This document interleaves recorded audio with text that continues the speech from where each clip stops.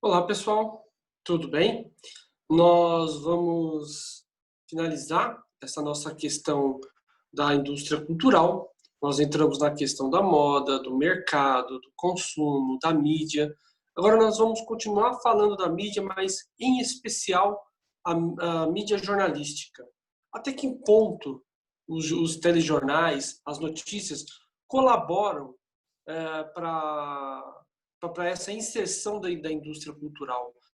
Até que ponto acaba acontecendo essa intervenção da notícia no mercado publicitário, ou quanto o mercado publicitário influencia na, na edição jornalística. Então a gente vai ver essa questão agora, para a gente finalizar esse tema, tá ok? Aí na tela de vocês, então é o seguinte: na sociedade de consumo, o mundo das notícias também se tornou o mundo das mercadorias. Há duas dimensões pertinentes nesse caso. A primeira foi pensada por Jean Baudelaire, já nos anos 1960, e denominado por ele de orquestração das mensagens. E funciona assim: o jornal apresenta uma notícia, por exemplo, sobre o aumento de impostos. Na sequência, fala de um top model que foi personagem de um escândalo. Depois, veicula uma reportagem sobre o salário mínimo. E, na continuidade, das notícias de futebol. Tudo isso intercalado com as mensagens publicitárias. Para o sociólogo francês Baudelaire, esse sistema acaba igualando e anulando todos os conteúdos. Assim, aspectos relevantes da vida social estão no mesmo patamar das novidades fúteis. E, no final, acontece uma espécie de zona zero. Em outras palavras, não sobra nada de realmente importante. Ou melhor, tudo parece desimportante, até aquilo que não é.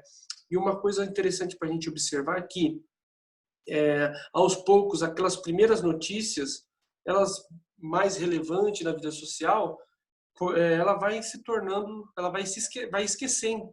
Porque se lembra que a gente começou lá nos estudos da indústria cultural, salientando que a indústria cultural tem o objetivo de não te deixar mais estressado do que o seu trabalho deixa você estressado, né? Então, assim, a, quando o trabalhador chega em casa, o objetivo da indústria cultural é que ele não faça mais esforço, ele se recupere, entre aspas, tem aquele tempo livre onde ele vai ser também captado pela indústria cultural através de propagandas, né? Vai aguçar o desejo em algumas mercadorias. Ou seja, esse tempo livre da indústria cultural, entre aspas, ela não existe. É o tempo de apenas de descanso para recuperar energia para o outro dia começar tudo de novo. A gente vai ver como é que a mídia trabalha com isso. Ou seja, ele traz as notícias mais importantes da vida social: imposto, violência, governo, né, reformas, ou seja, o que o Estado está fazendo, vai passando de coisas assim de entretenimento, de esporte, até chegar o tempo de que ele descansa, se sente bem informado e vai se preparar para o próximo dia, ok? A gente vai ver um pouquinho mais sobre isso. Olha só, em outras palavras, repetindo aqui, não sobra nada de realmente importante, ou melhor, tudo parece desimportante, até aquilo que não é. Coloca tudo no mesmo patamar, ok? Vamos continuar aqui com nosso texto. Olha só, tem um texto aqui bem interessante. Baudelaire e a orquestração das mensagens. A TV, o rádio, a imprensa e a publicidade constituem uma descontinuidade de signos e de mensagens em que todas se equivalem. Eis uma sequência radiofônica tomada ao acaso. Olha só. Publicidade para a máquina de barbear Hamilton. Resumo da agitação social dos 15 dias. Publicidade sobre os pneus Dunlop e Ebb Spaceport. Debate sobre a pena de morte. Publicidade para os relógios Leap. Reportagem acerca da guerra no Biafra. Publicidade para a Lixívia Ciclio do girassol. A dosagem cuidadosa do discurso de informação e do discurso de consumo em proveito emocional exclusivo do segundo tende a atribuir à publicidade a função de pano de fundo, de cadeia, de signos, de tânica, ou seja, de ladainha, de uma continuidade do seguinte: você dá uma notícia e coloca uma publicidade junto. Dá uma notícia e coloca uma publicidade junto. Isso acontece muito também, por exemplo, nas novelas. Em determinadas cenas, hoje, a gente vê produtos patrocinando determinada cena. Ou seja, a publicidade e a produção, ela vive lado a lado. Ok? Olha só, o jornal falado não é a miscelânea que parece. A alternância sistemática impõe um esquema único de recepção, que é o esquema do consumo. A gente pode ver isso muito perfeitamente quando vamos ver na pandemia. Na pandemia a gente vê dentro dos telejornais um outro modo de consumo da internet, do modo de consumir outros produtos, os aplicativos. Então, tudo dentro dos telejornais está dentro de uma onda de consumo. E a rede jornalística ajuda a promover essa questão. Olha só, assista um telejornal noturno de uma emissora de sua escolha. Anote a sequência do noticiário e a compare com a sequência formulada por Jean Baudelaire. Essa sequência que está aqui, publicidade para uma publicidade, é o resumo do que acontece na vida social, um debate sobre pena de morte, né? Ou pode ser qualquer um debate sobre qualquer coisa que está acontecendo de relevante, por exemplo, a pandemia, a busca pela vacina, e a gente vai ver intercalar com coisas que dão um agito, é importante, aí tem aquela notícia que parece que desestressa, ou um anúncio. Nós vemos bastante isso acontecer em jornais que têm longa duração, e a gente vai ver, às vezes, um intervalo que acaba anunciando um produto dentro desse telejornal. Olha só, anote a sequência do noticiário e a compare com a sequência formulada por Jean Baudelaire, na década de 60. A seguir, responda: os telejornais atuais mantêm o mesmo formato daquele identificado por esse sociólogo? Ou seja, naquela sequência, né? Ou seja, uma publicidade antes de começar o jornal, uma notícia muito importante da política, ou alguma coisa que está acontecendo na sociedade. Publicidade, uma coisa para acalmar, um esporte, depois algo cultural. Olha só, com a permanência de tal formato, tal formato de noticiário, pode-se indicar quais são as consequências individuais e sociais? É uma análise sociológica bem importante, pessoal. Continuando aqui. Olha só.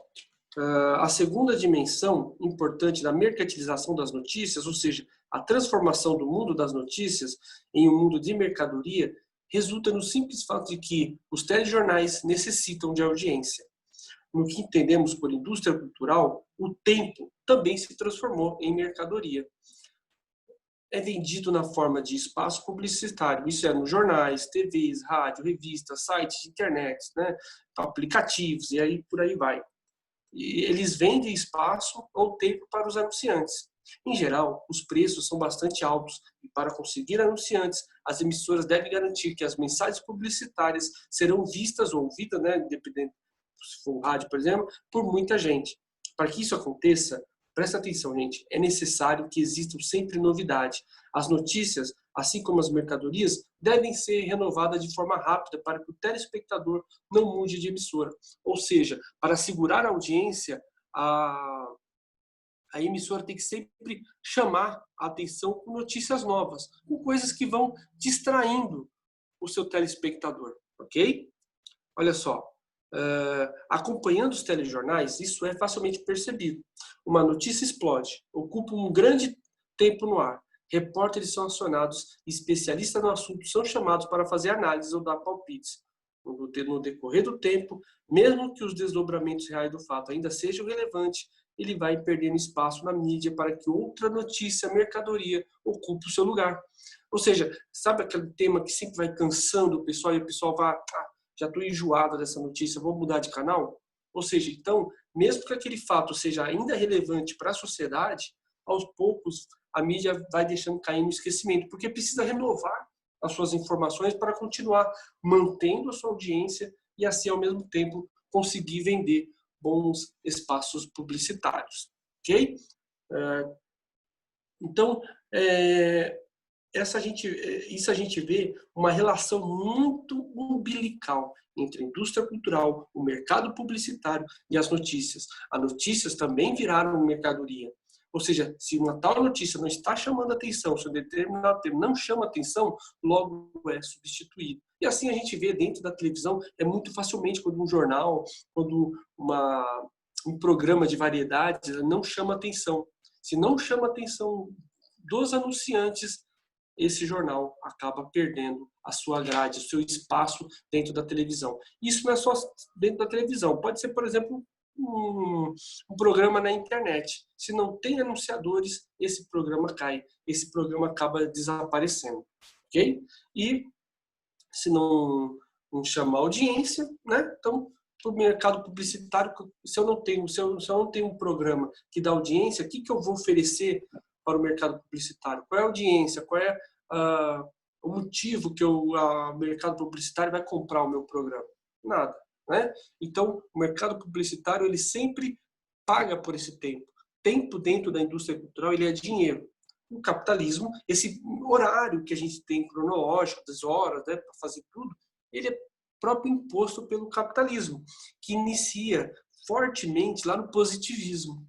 A partir do positivismo, que a gente tem as técnicas, as ciências em evolução, principalmente a ciência na questão da produção, a gente tem esse tempo cronológico mais firme, mais respeitado, né, mais pautando mais a vida da população.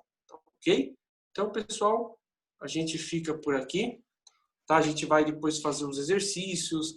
Eu acredito que vocês não devem ter tido muita dificuldade para fazer a avaliação. Não fugiu muito do tema que nós vimos, ok? E qualquer dúvida, vocês trazem para a nossa live, tá ok? Então, pessoal, fiquem com Deus. Obrigado pela atenção e até a próxima. Tchau.